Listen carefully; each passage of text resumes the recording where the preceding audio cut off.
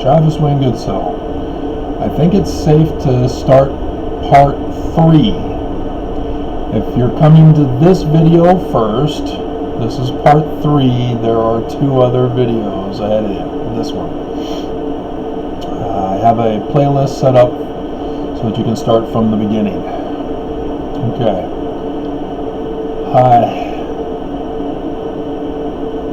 We'll try to get it finished on this one. We'll try.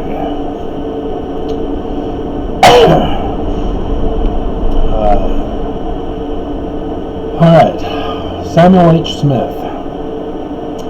Now, Section 124 of the Doctrine and Covenants informs us that only Joseph and Hiram,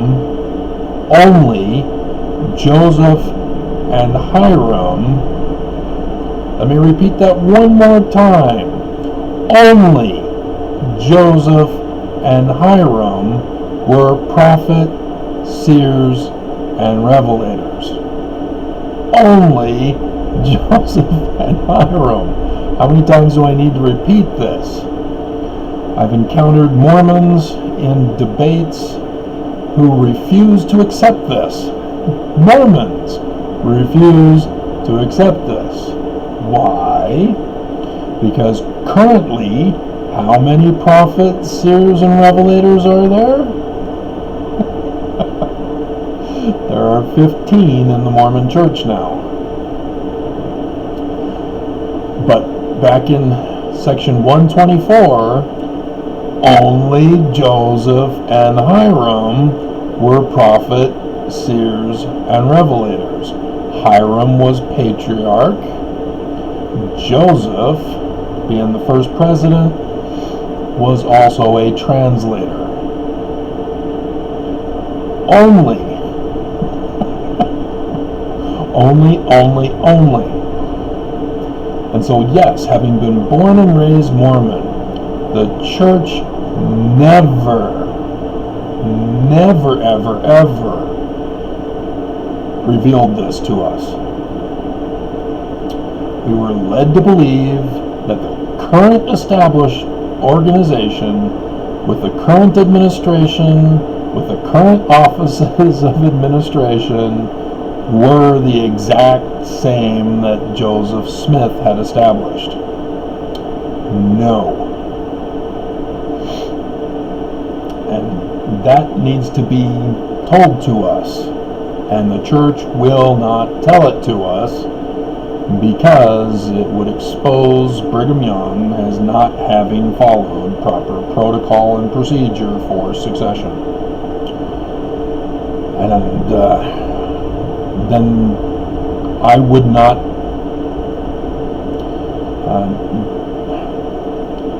I would have been told the truth and would then have been in a situation where I would have to say, well, okay, wait a minute, if we're not the true successors, why am I in this church again? What point is this church if it's not the true succession? And so, yes, the church has to lie. They have to deceive. They have to cover it up. They have to expose themselves as not having priesthood authority.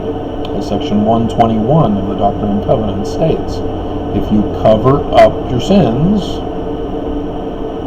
amen, to the authority of that man. And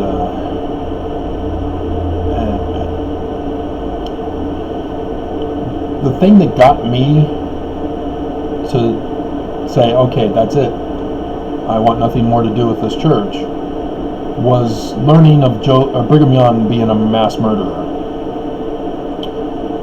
Not just murdering Joseph Smith and Hiram, not just murdering the saints who were poor and could not afford to go during the summertime, and finally were able to scrape up enough to go during the wintertime, when you don't go during the wintertime, but because of the controversy that the contention that Brigham Young and his Danites caused with the people.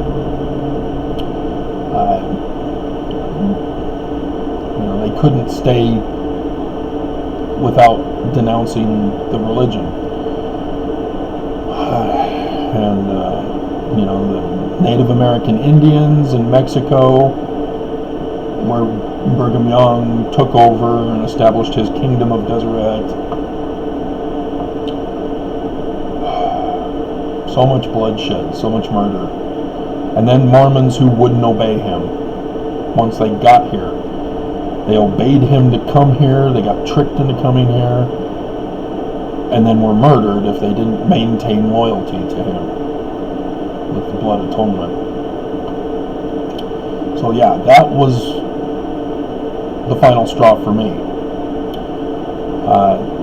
But understanding that he had no authority is also a huge one.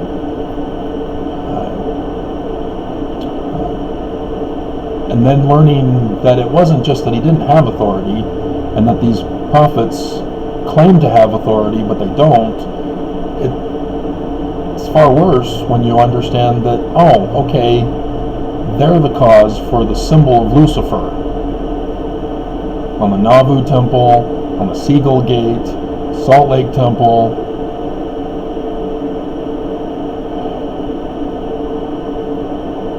And then when I go through the Book of Mormon and I find out, oh, this is what the Church of Lucifer does, and this is what I need to watch out for and avoid. As a kid, it's like, oh, well, I'm in the true church, therefore everything they do is automatically good. But then I read the Book of Mormon. And doesn't our church do that? Doesn't our church do that? Didn't our church do that once? And once I find out about the true church history, everything makes sense. I now understand. Yeah, you were right to be suspicious, Travis. And that's why. And it's a worst case scenario. It's not just a bunch of men claiming to be religious so that they can get away with paying taxes and not have to work for a living. No, they literally embrace Lucifer.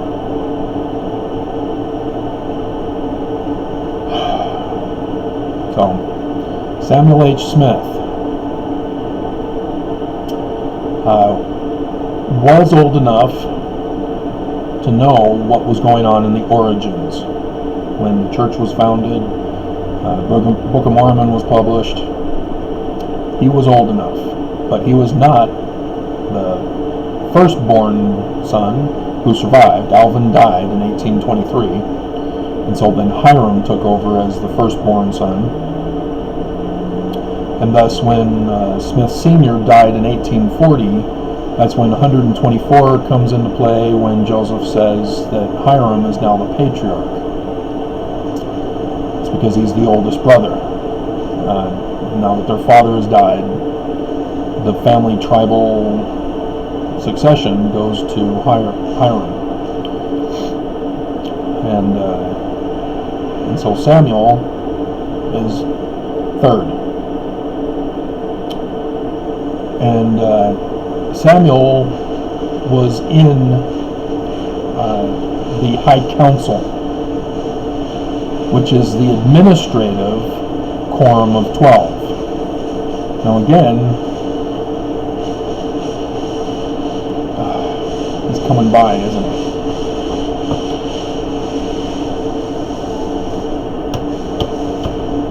And he's probably going to take a long time coming by. Maybe not. And so, like I said, Mormons are raised to believe that the current establishment is the same as Joseph Smith. It wasn't.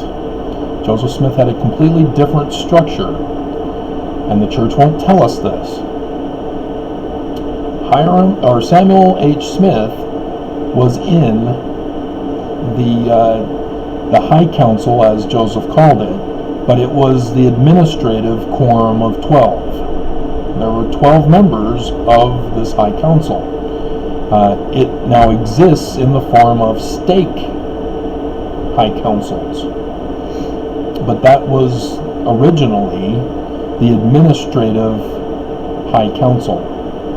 They were the ones that members of the church had to go to for disciplinary councils, for excommunications, disfellowshipping. It was mostly for excommunications. The probations and disfellowshipping were added with the current branch. And so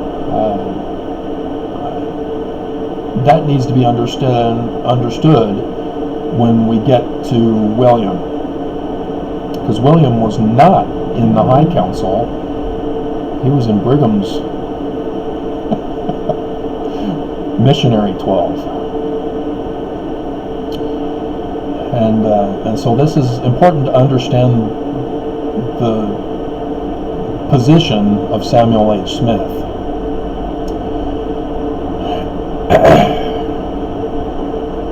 Section 102 establishes the original High Council, where Joseph Smith Sr. were in that original High Council. Section 102, did I mention that? And it's distinctive from the missionary Council of 12. So the missionaries, they go out, preach the gospel. The administrators stay at the center stake of Zion to take care of the business matters and any disciplinary action that's needed. And so once Joseph and Hiram were assassinated, Samuel H. Smith is now the patriarch, at least. Because Hiram's dead, Joseph's now dead too. Patriarch position would now fall to Samuel H. Smith to be a prophet, seer, revelator, and patriarch. But on the 30th of July, 1844, just a month later, he's assassinated by poisoning. Now, as the Brighamite Church tells you, there's no confirmation, there's no proof. Sure there is. They just don't want to say it. Because William accuses Brigham Young of ordering the assassination. Now, why would Brigham Young do it? Brigham Young's the president of the 12. Isn't he the rightful successor according to the way we have it set up now? Yeah. See, Eldridge Smith was the last church patriarch as he was fired by Spencer W. Kimball. If the whole prophets were gone, wouldn't it have been interesting to know if the church would have decided to have Eldridge Smith be the leader of the church? Or if the 70 would rise up and say, no, it needs to be us. So, yeah, again, like I told you, the succession that Joseph Smith set up was in section 107, verse 22, Adam on Diamond. And Brigham Young obviously had Samuel H. Smith also ordered murdered, because Brigham Young needed to establish himself as the successor. And so William was correct when he said it was Brigham Young who ordered the poisoning. William knew. And we'll get to what Brigham Young did to William when we get to William. Which I guess we're doing it now, aren't we? We're only 15 minutes in. Alrighty. Also, there were claims from the 23rd to the 27th of July, right in that time period where Joseph is going to give up and surrender to authorities. There are claims that Joseph had told Samuel that he would need to be the successor if Joseph and Hiram were murdered while in jail. So, there's also that. I needed to put Samuel, well, I'll put him at the beginning of this video. And so now I'll stop, upload this portion, put Samuel Smith's face up there for you first, and then we'll put William.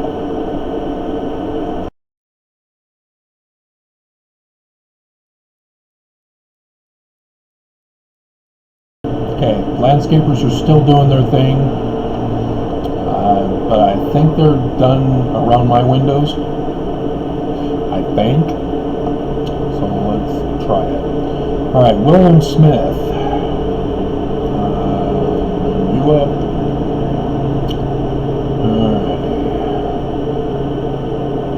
Now, William Smith, because he goes with James Strang, it's obvious he was not involved at the beginning with the other Smith brothers. He was too young to get involved. And so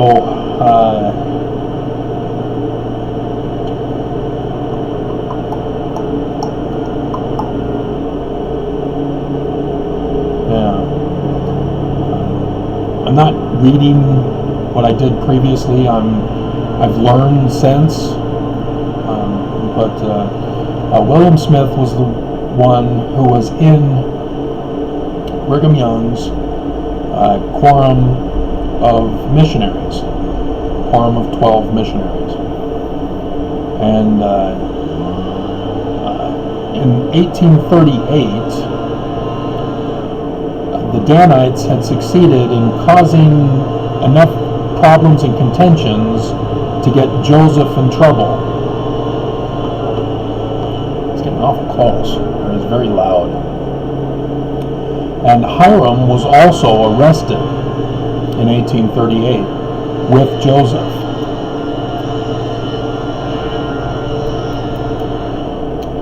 And incidentally, even the church does not identify Hiram being arrested with Joseph in 1838. Why? Because it's not spelled the same as they know it. It was, for the court records, Hiram Smith was spelled according to his birth certificate name spelling. Hiram. And this is why it's important to understand the Freemason connection that Smith Sr. had. Hiram was born in 1800. They were in Vermont at that time. Hiram, spelled that way, is the same spelling as Hiram Abiff of Freemason Passion Play, where Hiram Abiff is murdered and all of the Masons join in to find who done it.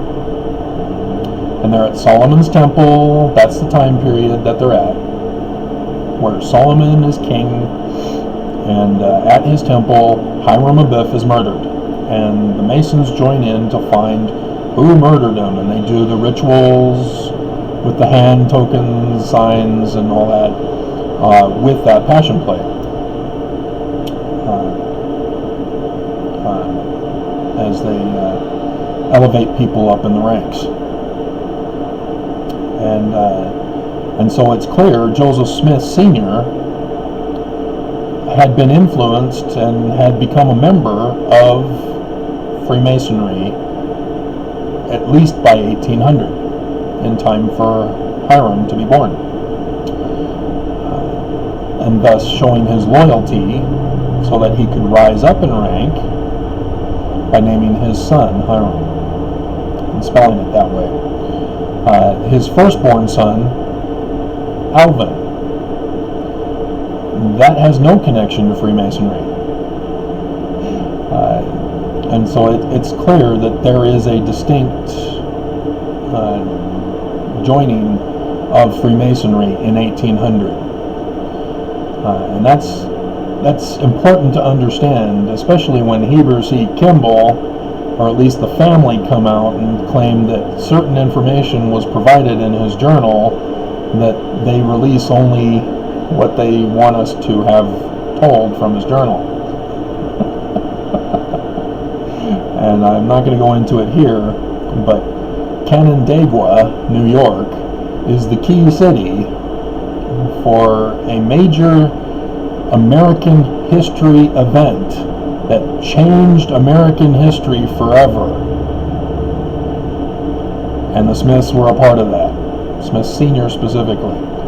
And yes, that's why the Book of Mormon came forth, that's why they organized the church, etc. And Heber C. Kimball thinks he's going to fool us with what information was released on his Wikipedia page under Masonry.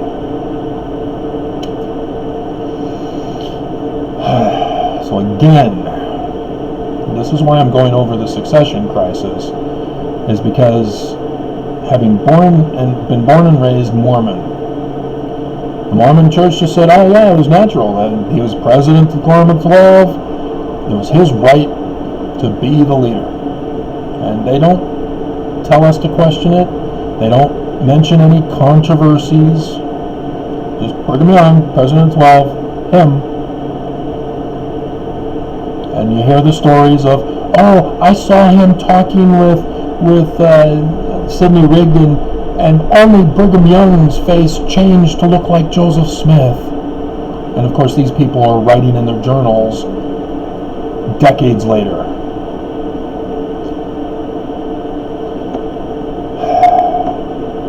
So, William Smith in 1838 was booted out of Brigham Young's now taken over Quorum of the 12. Thomas B. Marsh had been the president of this quorum. Now, as Mormons, we've always been told over and over and over again that Thomas B. Marsh's wife was a wicked and disobedient woman. She had held back the cream on the milk, whatever the story was, and so she was excommunicated, and so Thomas B. Marsh, as the dutiful, loyal husband, defended her honor and took it up the chain of command, and Joseph Smith even said, no, you're wrong, and you too are now excommunicated. That's not at all what happened. Joseph Smith was in jail when all this went down, and so busted. What happened was in 1838, the Danites, having had previously caused disturbances in the neighborhoods surrounding them, looting, pillaging, plundering, murdering, burning down houses, etc., and getting Joseph in trouble constantly, again did it in 1838. And once they had coughed up a M&M shell and once they got Joseph arrested in 1838, they then went for a takeover of all the leadership positions in the church. This is what I've called the leadership crisis. Is because the Danites rose up in the church to expose themselves to the members of the church to say, hey guys, get out. It's our church now. And yeah, a lot of prominent Mormons left the church who were in leadership. Thomas B. Marsh was one of them. He said, I want nothing to do with Danites. I'm out. Others also, David Whitmer, was chased out by the Danites. Got a personal letter saying, get out or you and your family are dead. Sidney Rigdon gave his salt sermon that year, not understanding that it was the Danites. He thought it was David Whitmer who was the one causing the problem, and the Danites played Sidney Rigdon for a fool. And David Whitmer, because of Sidney Rigdon speaking out in that salt sermon, then assumed that Joseph Smith was behind his getting kicked out. And so, yeah, there was a lot of misinformation and disinformation and assumptions and speculations and false accusations. That's how they were successful. And so Thomas B. Marsh being gone, Brigham Young was next in rank. And so he then assumed the position and acted the part. It was Brigham Young, not the High Council, was Samuel Smith, who excommunicated Thomas B. Marsh on my birthday back in 1839. Sent him a letter, said, you must appear on the 17th of March, 1839, for your disciplinary council before your office.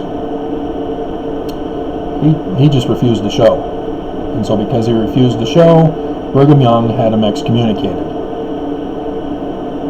It was supposed to be the High Council, the Council of 12 in the center stake of Zion, with Samuel Smith in that council. Once Brigham Young took over, he also kicked out William Smith. You're gone. And even excommunicated him. Excommunicated William Smith, kicking him out once he became the president of the Quorum of the 12. I was never told this. Church never told me this. So when Joseph did get out in 1839, Joseph had the High Council have council courts for all of those who had been accused and excommunicated. And that's when all of a sudden all these people start coming back into the church. Not Thomas B. Marsh, not David Whitmer, not Oliver Cowdery. Oliver Cowdery also was booted out that same year. But he had left for a disagreement with Joseph, whereas David was chased out. And I'll get to Oliver Cowdery, I think, on this one. Not this video, but this series. Although I'm near the end of this series, so it's just going to be William and Samuel for this one. And so sure enough, the High Council found William innocent. Joseph put him back in the missionary 12. Kept Brigham Young as the president, because Brigham Young was able to say, I don't know what was going on. I'm second in command, so when Thomas B. Marsh just up and quit, he never came back. I don't know what happened. So Brigham got to keep his presidency. And Joseph Smith made sure to have one of his own in that committee to keep an eye on things. And that was William. And so after Joseph Smith died, Samuel's dead, William, what do you think happened to him? As Brigham Young is the president over him, yep, you're out, and you're excommunicated permanently, because I'm now in charge of the whole church. Because there's a succession crisis. Who becomes the leader? Brigham Young claims he's the leader. And you're out of my church. Get out. And then he goes to James Strang. And then James Strang goes off the deep end, wanting to start polygamy. No, we're not supposed to have polygamy. And William Smith is gone. We don't know his involvement with the murder of James Strang for starting polygamy. And we don't know Martin Harris's role either. Yeah, William Smith then goes to Sidney Rigdon, and then just gives up on Sidney and goes to Emma to support Joseph III, which we'll start on the next one. Let's check my notes, or the blog post that I did on them, to see if there's anything more I need to cover.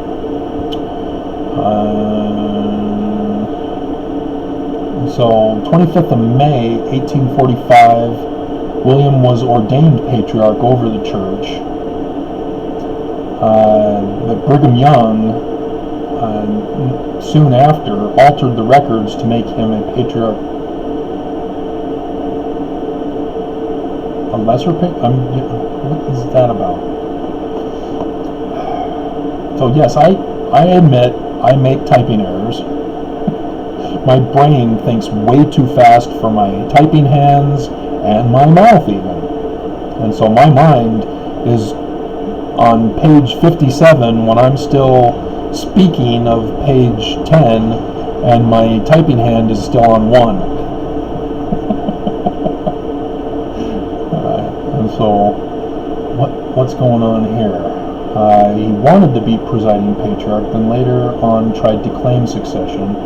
25th of May 1845, so that's the year later, William was ordained patriarch over the church, but Brigham soon after altered the records to make him a patriarch to the church. Oh, to the church, over the church. Got it. Because he's the final Smith of the brothers. There was Don Carlos, but he was next in line. William was made as Hiram, and as his father was also, patriarch over the church. Brigham Young, however, said no, and changed it to a regular patriarch to the church, similar to a regular stake patriarch now.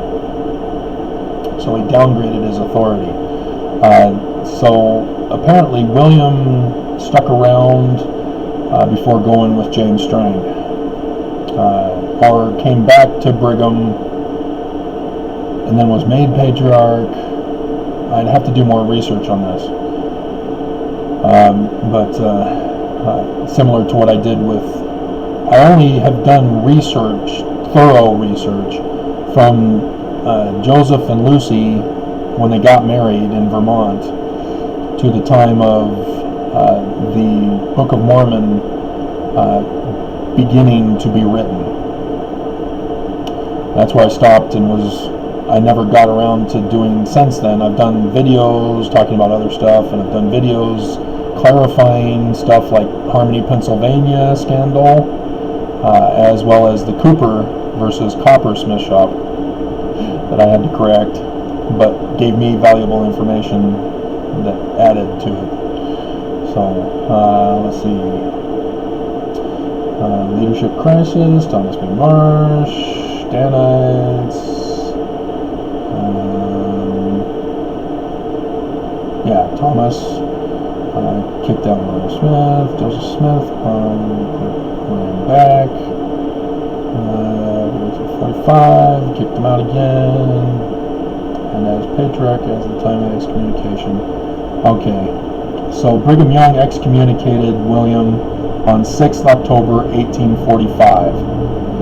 And so the fact that William was still trying to be a part of Brigham's church indicates he had no clue as to the origins of the church. Similar to Martin Harris, who goes with Brigham Young, and anybody who went with Brigham Young. Nobody knew the origins of the church. And it's because of that Canandaigua event that Smith Sr. had to keep his identity a secret. He had to keep the origins a secret. That's why it's all encoded.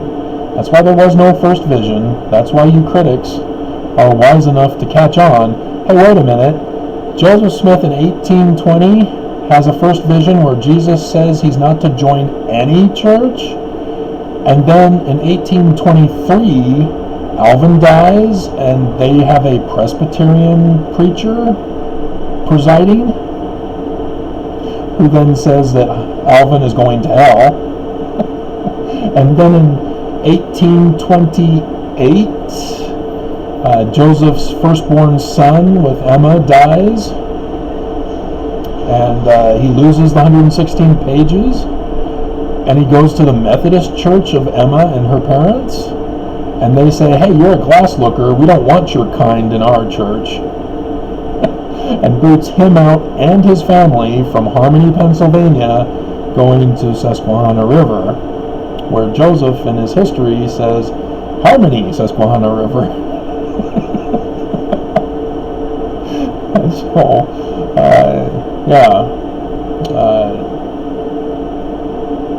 all of that's encoded. None of that happened. So that they can cover up what really happened, so that they can get away with it and warn America of the planned future event that Canandaigua was famous for in 1826. And again, I remind you of Heber C. Kimball in the Wikipedia page under Masonry, which is what his family allowed to be released from his journal. Pay very close attention, and then look up Joseph Smith Sr. in the Wikipedia page about his Masonry. You'll notice Canandaigua again, and then go to William Morgan, Captain William Morgan, and see where he was arrested in 1826. Again, I remind you, Canandaigua. I've gone over this, but this is succession crisis.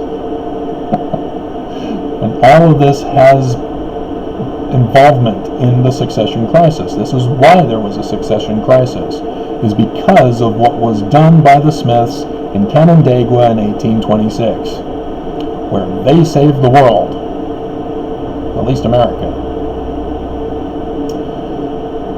And so those who were not happy with him saving America, who wanted to overrun America in 1826, pulled the same stunt on the Smiths organization when they found out who it was. And thus the succession crisis. And that's why I'm telling you about the inverted pentagram symbol of Lucifer embraced by Brigham and Heber. All part and parcel of the church history and American history.